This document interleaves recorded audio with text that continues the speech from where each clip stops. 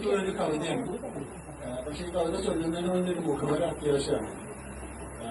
ഞാനെന്ന ഭാവം, ദേഷ്യം, ധാർഷ്ട്യം, സ്വാർത്ഥത, അസൂയ, അത്യാഗ്രഹം, സങ്കുചിതമായ കാഴ്ചപ്പാടുകൾ, ദുർബലമായ വികാരങ്ങൾ, ഇതൊക്കെ എല്ലാ മനുഷ്യർക്കും അവരുടെ ജീവിതയാത്രയിൽ അവരുടെ ചിന്തകളിൽ അടിഞ്ഞുകൂടുന്ന മാലിന്യങ്ങളാണ്. ഈ മാലിന്യങ്ങളെ നീക്കം ചെയ്യുക, നമ്മുടെ ചിന്തകളെ ശുദ്ധീകരിക്കുക, സ്വയം നവീകരിക്കപ്പെടുക എന്നുള്ളതൊക്കെ ഏതൊരു മനുഷ്യന്റെയും അനിവാര്യതയാണ്. പക്ഷെ ഇതൊക്കെ ഒരൊറ്റ ദിവസം കൊണ്ട് ചെയ്തു തീർക്കാൻ ആയാസകരമാണ്, ഒട്ടും തന്നെ ലളിതമല്ല. നിരന്തരമായ മനനം ചെയ്യുന്നവരോട് മാത്രമേ സാധ്യമാക്കുകയുള്ളൂ. അപ്പൊ എന്റെ ഈ ഒരു ഘട്ടം അതാണ് ഘട്ടം. എറണാകുളം എന്ന് പറയുമ്പോൾ യഥാർത്ഥത്തിൽ ഒരു ആഘോഷത്തിനേക്കാളുപരി ആലോചനയുടെ ഒരു സന്ദർഭമാണ്. അതായത് പിറന്നാളെന്ന് ഓരോരുത്തരുടെ ജീവിതത്തിലെ വഴിത്തിരിവാണ്. ആ വഴിത്തിരിവിലാണ് നമ്മുടെ ഉള്ളിലുള്ള മാലിന്യങ്ങളെ നീക്കം ചെയ്ത് പുതുവഴി കണ്ടെത്തേണ്ടത്. അപ്പോ നിരവധിയായിട്ടുള്ള ഉപാധികൾ അതിനുണ്ട്. അതിലേറ്റവും പ്രധാനപ്പെട്ട ഉപാധി വായന എന്നുള്ളതാണ്. മറ്റ് ഉപാധികളായിട്ട് നമ്മൾ ഭക്തിയിലേക്ക് പ്രവേശിക്കുക, ആത്മീയതയിലേക്ക് പ്രവേശിക്കുക മറ്റൊരു ഉപാധിയാണ്. അതുപോലെ തന്നെ മെഡിറ്റേഷൻ, യോഗ, ഇതും സാധാരണയായിട്ട് പലരും സ്വീകരിച്ചു വരുന്നൊരു മാർഗമാണ്. ഞാൻ ഈ കവിത വായിച്ചപ്പോൾ സ്വയം ശുദ്ധീകരിക്കാൻ വേണ്ടിയിട്ടുള്ള ഒരു മാർഗം എന്നിലേക്ക് തെളിഞ്ഞു വന്നു. അത് മറ്റൊന്നല്ല, മരണത്തെ ചേർത്ത് പിടിക്കുക എന്നുള്ളതാണ്. മരണത്തെ ചേർത്ത് പിടിക്കുക എന്നാൽ എപ്പോഴും മരണത്തെക്കുറിച്ച് ചിന്തിക്കുക എന്നല്ല, അല്ലെങ്കിൽ മരണഭയം മുഴുവൻ ഉണ്ടാവുക എന്നുമല്ല, മരണബോധം ഉണ്ടാവുക എന്നതാണ്. മരണം ഒരു യാഥാർത്ഥ്യമാണ് എന്നുള്ളൊരു ഉൾക്കാഴ്ച ഉണ്ടാവുക. അങ്ങനെ ഒരു ഉൾക്കാഴ്ച ഉണ്ടാകുമ്പോൾ നാം മരണത്തെക്കുറിച്ചല്ല, മരണം വരെയുള്ള ജീവിതത്തെക്കുറിച്ചാണ് ചിന്തിക്കുക. അങ്ങനെ ചിന്തിക്കുമ്പോൾ നമ്മുടെ ആയുസ് വർഷങ്ങളിൽ നിന്ന് ദിവസങ്ങളായി ചുരുങ്ങും. ഓരോ ദിനവും നമുക്ക് വിലപ്പെട്ടതായി മാറും. ഓരോ പുലരിയും പുഞ്ചിരിയുടെ പൂവായി വരികയും ഈ ലോകം അതിസുന്ദരമായി മാറും. നമുക്ക് ചുറ്റുപാടുമുള്ളത് അഭിമതരായി മാറും. ഈ പ്രകൃതിയും ജീവജാലങ്ങളും സസ്യങ്ങളും എല്ലാം അതിമനോഹരമായി തീരും. അവരോന്മുഖമായ ഒരു കാഴ്ചപ്പാട് നമ്മളിലൂടെ എടുക്കും. നിർമ്മമമായ നിസ്വാർത്ഥമായ ഒരു മനോഭാവം നമ്മളിൽ രൂപപ്പെടും. അങ്ങനെ ഒട്ടേറെ മാറ്റങ്ങൾ മരണബോധം നമ്മൾ സൃഷ്ടിക്കും. ഈ കവിതയിൽ മരണം എന്ന പദം പലവട്ടം ഉപയോഗിക്കപ്പെടുന്നുണ്ട്. സാധാരണഗതിയിൽ മരണം എന്ന വാക്ക് നമ്മളിൽ മരണഭയമാണ് ജനിപ്പിക്കാറുള്ളത്. കാരണം അത്തരത്തിലാണ് നമ്മുടെ ചിന്താരീതികൾ ചിട്ടപ്പെടുത്തപ്പെട്ടിട്ടുള്ളത്. അപ്പൊ അങ്ങനെയല്ല, ഈ കവിത നമ്മളിൽ മരണഭയമല്ല പ്രതിഫലിക്കേണ്ടത്, മരണബോധമാണ് പ്രതിധ്വനിക്കേണ്ടത് എന്ന് ആമുഖമായി പറഞ്ഞുകൊണ്ട് ഞാൻ ഈ പ്രചരിക്ക് കടക്കാം. കവിതയുടെ പേര് മരണമേ നീ എന്നാണ്. മരണ കവിതയുടെ മരണകവിത.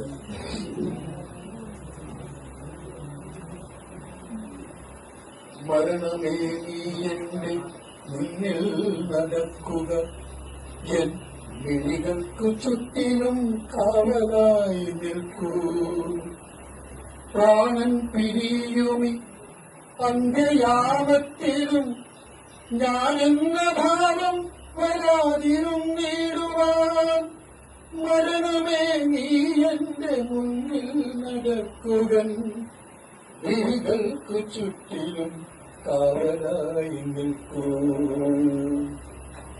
കണ്ണിൽ ജ്വലിക്കുന്ന ധാർഷ്ട്യ സൂര്യപ്രഭ നിന്നിലേക്കെത്തുവാനേറെ വൈകിടുമ്പോൾ, കണ്ണിൽ ജ്വലിക്കുന്ന ധാർഷ്ട്യ സൂര്യപ്രഭ നിന്നിലേക്കെത്തുവാനേറെ വൈകിടുമ്പോൾ മരണമേ നീ എന്റെ ചാരത്തിരിക്കുകൻ, വിറയാർന്ന കൈത്തലം മുറുകെ പിടിക്കുക. മരണമേ നീ എന്റെ ചാരത്തിരിക്കുകൻ, വിറയാർന്ന കൈത്തലം മുറുകെ പിടിക്കുക.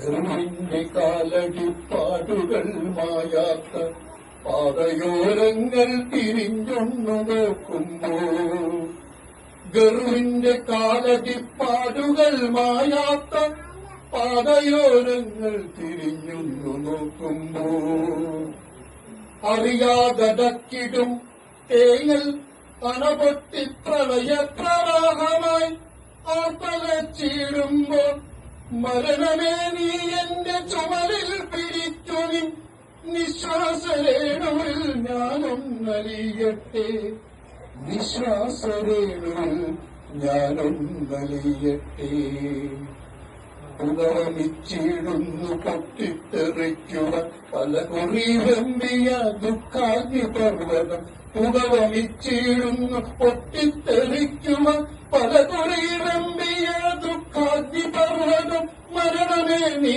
അതില്ലാവാ പ്രവാഹത്തിൽ ചുടുകനൽ കണ്ണൊന്നുമെല്ലേ നടുങ്ങിയോ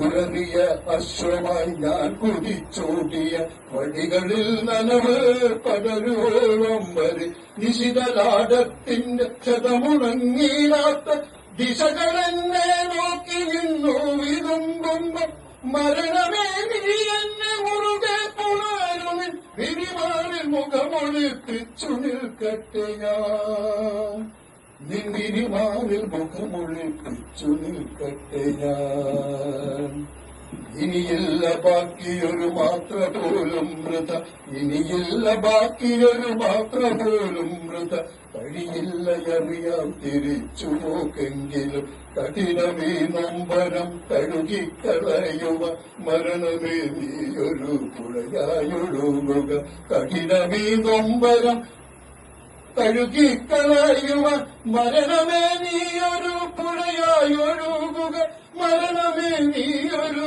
പുഴയായൊഴുകുക മരണമേ നീയൊരു പുഴയായൊഴുകുക.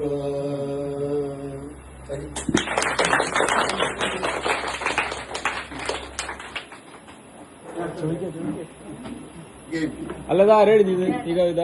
കവിത ആരെഴുതിയെന്ന് പറയാം. കവിത ആരെഴുതിയെന്ന് പറയാം. മൈക്കിൽ അറിയുന്നവരും പറയാൻ പറഞ്ഞാൽ അതെ. ഫേസ്ബുക്കിൽ കണ്ടിട്ടൊരു കവിതയാണ് ആരെഴുതുന്ന ചിലരുടെയൊക്കെ മനസ്സ് കെട്ടുകൊണ്ടു. അല്ല പേര് പറയൂ പേര് പറയൂ പേര് പറയൂ പേര്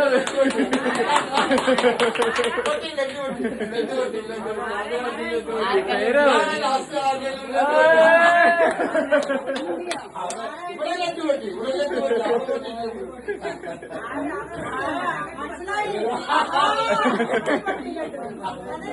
ശ്രീജ